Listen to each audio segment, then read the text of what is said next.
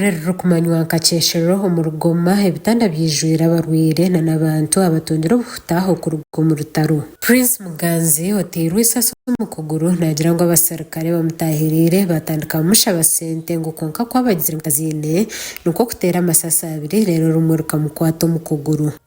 Ba M23 begaririze Kibuga Goma ho kutandika n'esabite hingwire kandi beyongere kuzo muri Kivu province yo Mashoma aho kiri kugambwa ngo batandikire kutaho mu kibuga cya Kikuru hekiri kumanywa nkabukavu. Abakuru mu Kongo nibagira ngo abantu rushaje n'abashatu nibo bitirwa mu rugwizo ya Kongo mu Kibuga Goma aho Patrick Muyaya uri mugambirizo wa government ya Kongo yagira ngo imitumbe rushaje n'eshatu niyo riyo mahanika umurugoma aha bortaro kandi abantu habarukika 2028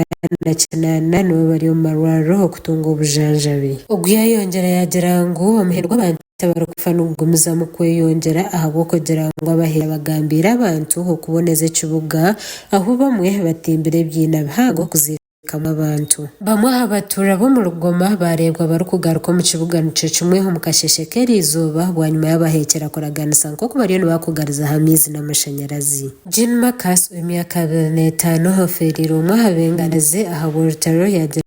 ngo arihire ngo kandi tarukumanya naho kuzana neco gukora siyaho ngo abo kubaho mu burgo ya gutora harimo Montafire obortaro rero kugenda mu misho izobariya nyimwe abaziyo amahega Kongo gagarikira mu Musanzi Muganzo na Mukwijya muri Kivu eyo Mashoma aho abahekera batahirire umusabite hingwire babicyo ngo cy'amahanga geterine nibagira ngo bwahati muri South Kivu hariyo ntakorwa mu bahagaro aho yahamye ko mendo gw'abakazi bari kwikatana n'ababiri bahambiwe bamahega Kongo. Aba M23 n'ekikosi cy'abahekera habaru kurengo muri 10 habaru kuyangwa amahega Rwanda hagaru kurengo mu kandi nibenda kwegereza imyanya ya burugwizo ya Kongo